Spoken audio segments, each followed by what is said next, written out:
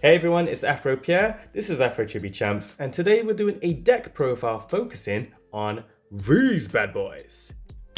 Let's go!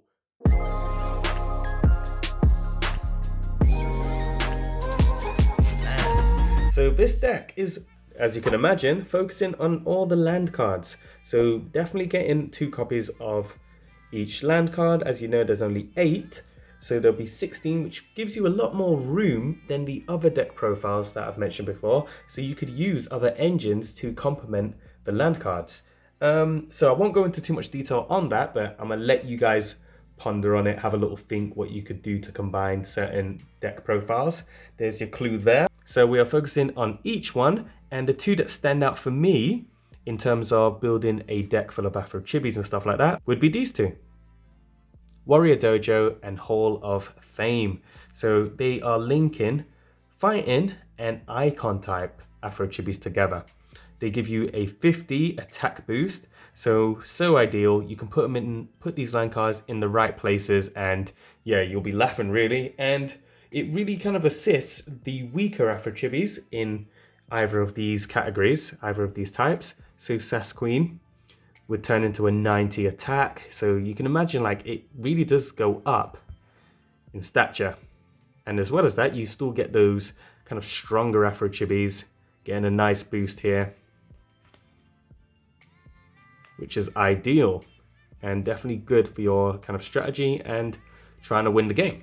Which also kind of gives you room to play your kind of strongest of the 2 types, and playing 2 copies of them, which will give your opponent a really tough time. So playing these 3 would be definitely ideal in terms of building your deck. So the Dragon, we've spoken about him before and what he can do. Lightning Fist is great HP, great attack, kind of just your kind of base all-rounder, and your strongest in terms of stats for your power 3 AFROCHIBIs, so the greatest. So imagine linking Warrior Dojo and using some equip cards to kind of assist and boost these guys up.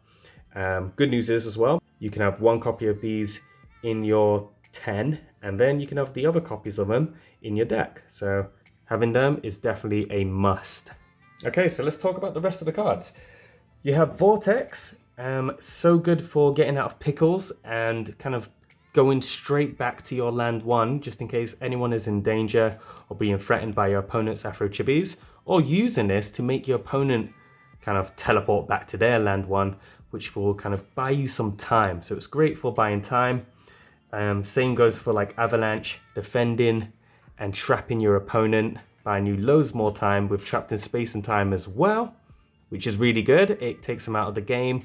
So using these kind of land cards to trap and defeat your opponent that way really helps, because it gets them out of the game. They're gonna have to roll loads to get out of Avalanche, which is very key.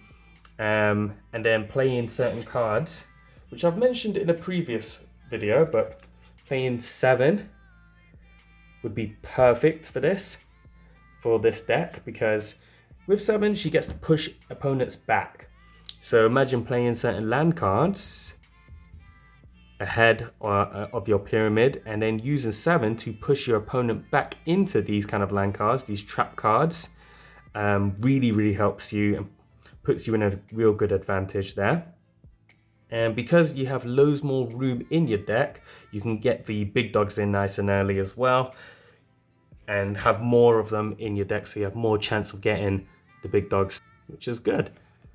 Let's continue the cards. So Vortex, Avalanche, Trapped in Space and Time, and then you have Release the Kraken. So with Release the Kraken, it's a really cool card. I didn't use it before back in the days, but lately I've been trying to, you know, work it out and see what it can do, and it really is quite powerful, especially if you have some of these big dogs in the game already for you and they're already on your opponent's side.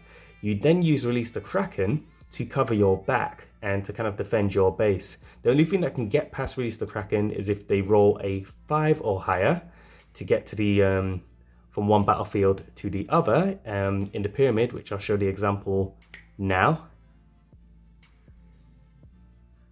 Having that in mind, you then could literally buy your team more time to maybe get certain power cards in the game, or just kind of use these guys to get the win and not have to worry about your opponent's attack on your side.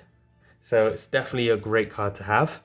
And then the last few cards I just want to talk about is Great Castle Wall and Afroland. So with Great Castle Wall, it's the last wall of defense. So let's just say your opponent managed to still make it to the other side, then you need to play Great Castle Wall, because if you play it on your land 1, it gives you a chance to still implement your attacks with these guys, or to get back in time, maybe using Vortex, to get to your land 1 or land 2 even, because no one can occupy land 1 when the Great Castle Wall is on there for 3 of your opponent's turns, which means it's a last wall of defense. Great card to have. And then the final card, which at first, originally when I made it, it wasn't a big deal for me. I didn't think it was going to be that good. And then it just kept climbing up the ladder, and it's definitely one of my favorite cards and one of the staples in mine and the fiance's matches. This card is dangerous because it just gives you an absolute wall of defense in terms of it's a safe haven for any card that you want to protect. So using that to your advantage is key sometimes. And as well as that, if you have a few radius attackers, if you hop on this land, you can still use your radius attackers to attack anything around this card. So yeah, really cool. So yeah guys, that's it for this deck profile. It's a nice fun one to have, quite light. And like I say, it gives you loads of other choices. So I do like to use this from time to time. If you do enjoy the content, drop us a like, subscribe, get involved with the competition giveaway. And yeah guys, I will see you tomorrow. Take care.